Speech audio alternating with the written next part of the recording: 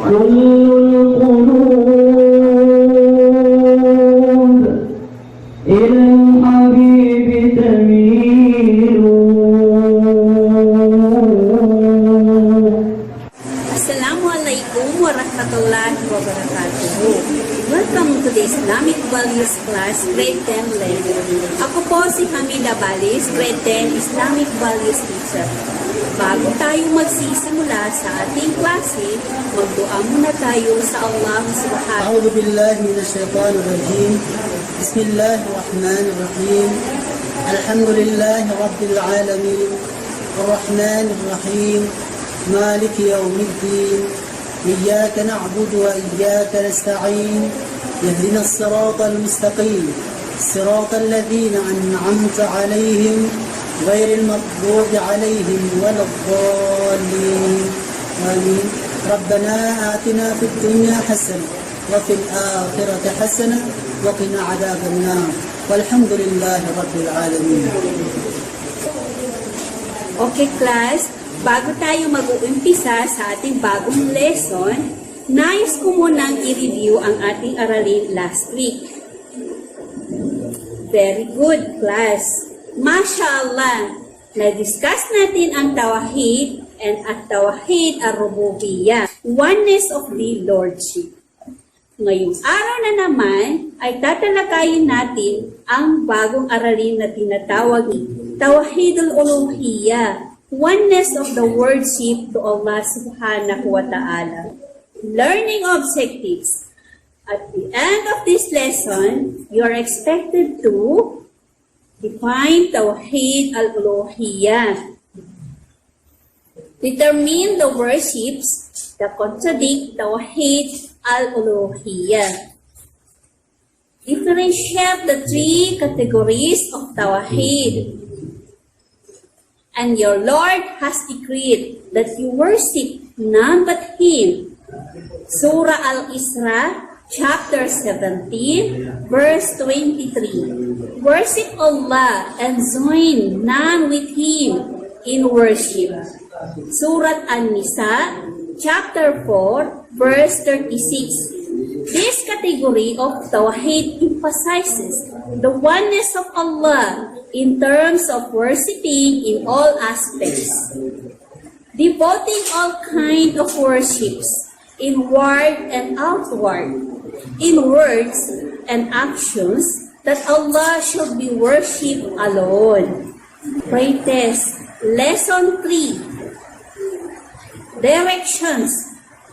Write sa if you think that the statement is true, and khata if the statement is false.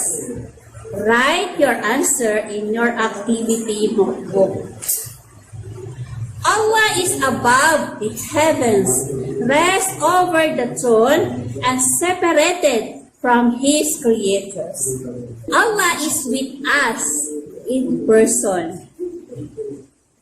Next, Tawhid al-Uluhiyyah means we should worship Allah alone.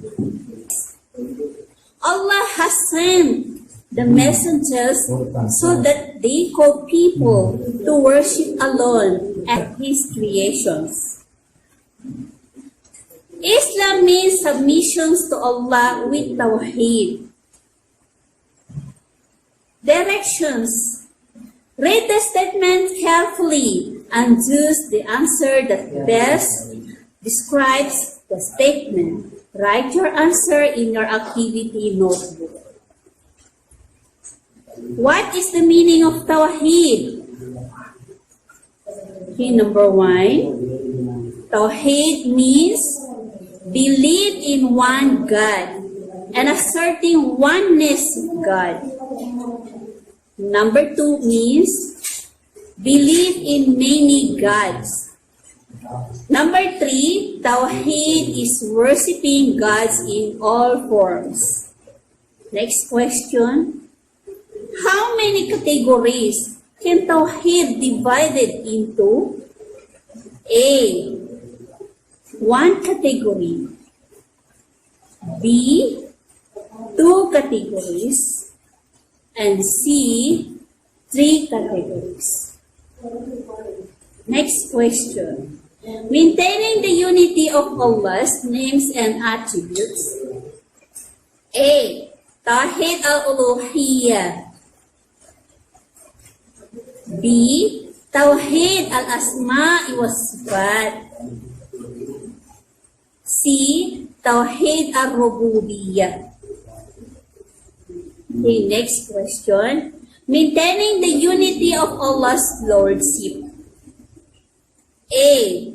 Tawhid al-Asma'i was-Sifat. B. Tawhid al-Rububiyyah. C. None of the above. Next, maintaining the unity of Allah in worship. A. At Tawhid al-Asma'i was-Sifat. B. Tawhid al-Rububiyyah. C. Tawhid al-Uluhiyyah. Directions. Answer the following questions.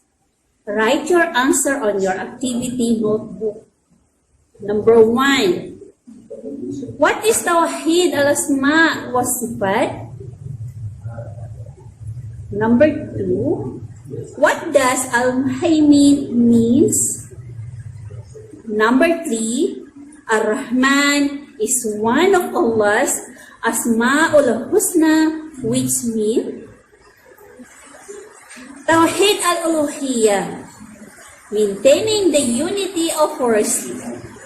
The meaning Tawhid al-Uluhiyyah, oneness of Allah in worship, also known as Tawhid al-Ibadah, is the dedication of all acts of the servants to none but Allah alone, such as dua, supplication, asking help, seeking refuge, fear, hope, reliance, and all other forms of ibadah, worship. Ibadah, worship, means total obedience. It is a comprehensive word comprising deeds and words that Allah loves and is pleased with, whether manifested or hidden. There are two main conditions of ibadah. First is, one must worship Allah with ikhlas or sincerity. Act according to the Prophet Muhammad sallallahu alaihi wasallam. Peace, blessing be upon him. Sunnah. Allah said in the Quran,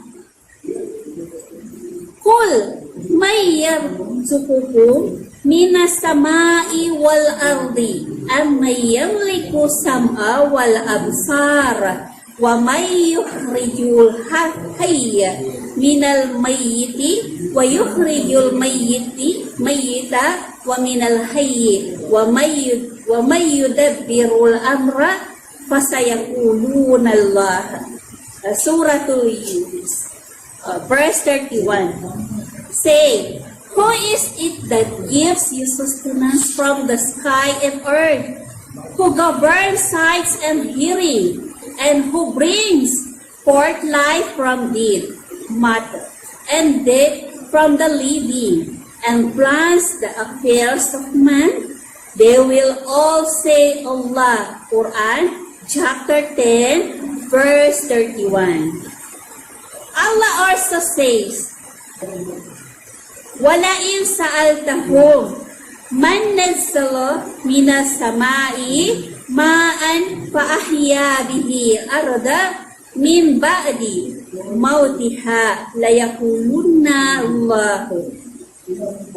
And if indeed you ask them, who it is that sends down water from the sky, bringing the earth to life after its death, they would certainly say, Allah. Quran, chapter 29, verse 63. وَمَنْ يُؤْمِنُ أَكْثَرُهُمْ بِاللَّهِ إِلَّا وَهُمْ مُشْرِكُونَ.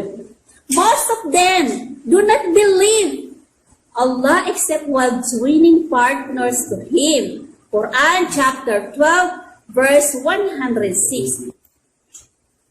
Ma kana Ibrahim Yahudiyan wala Nasraniyan walakin kana Hanifan Musliman wa ma kana minal musyrikin. Suratul Al-Imran.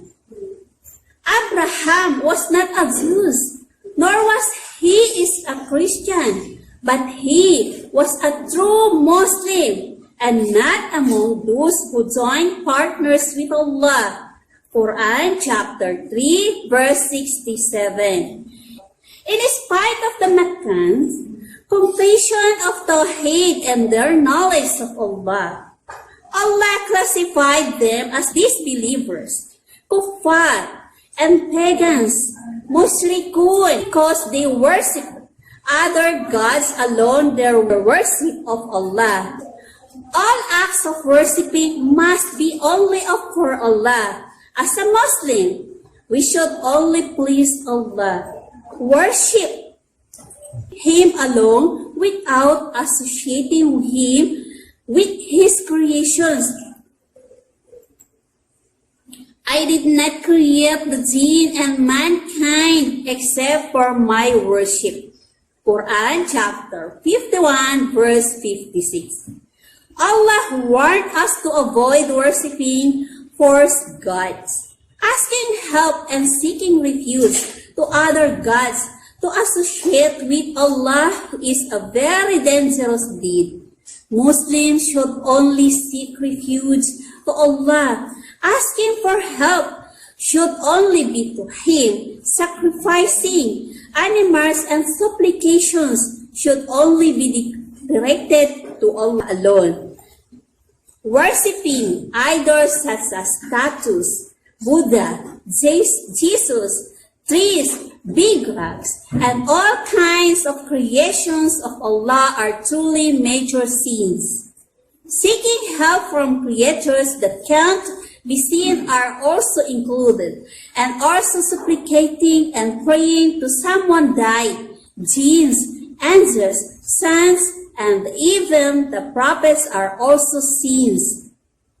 Hence, Tawheed al-Rububiyyah is definitely different to Tawheed al-Uluhiyyah. Tawheed al-Uluhiyyah emphasizes oneness of Allah in all acts of worship, worshiping Allah alone without associating Him partners. While in Tawheed al-Rububiyyah, it emphasizes unity of Allah in His Lordship, the one God, the most powerful and the King of the universe, believing that Allah is the only one who created mankind and all things, both visible and invisible created. Directions.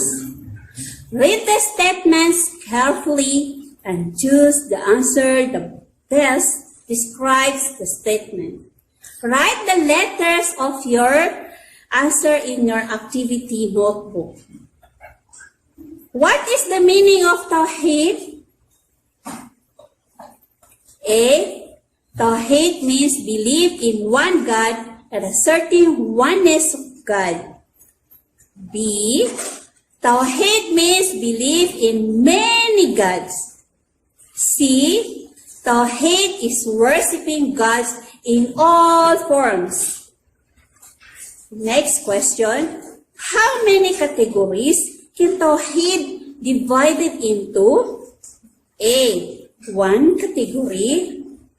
B. 2 categories. And C. 3 categories. Next question. Maintaining the unity of Allah's names and attributes. A. Tawheed al-Uluhiyyah. B. Tawheed al-Asma'i wa Sifat. C. Tawheed al-Rububiyyah. Okay, naintindihan class? So hanggang dito na lamang po ang ating aralin o lesson. Hingin natin sa Allah subhanahu wa ta'ala, patnubayan po niya tayo at ilayo niya tayo sa anumang kapahamakan dito sa mundo. Syukran sa inyong pakikinig. Hanggang sa muli, maraming salamat po. Basahin natin ang kafaratul majlis. Subhanakallahumma wa bihamdik, wa nashhadu an la ilaha illa anta, wa nastaghfiruka wa natubu ilaik. Syukran. كل القلوب إلى الحبيب تميل ومعي بهذا شاهد ودليل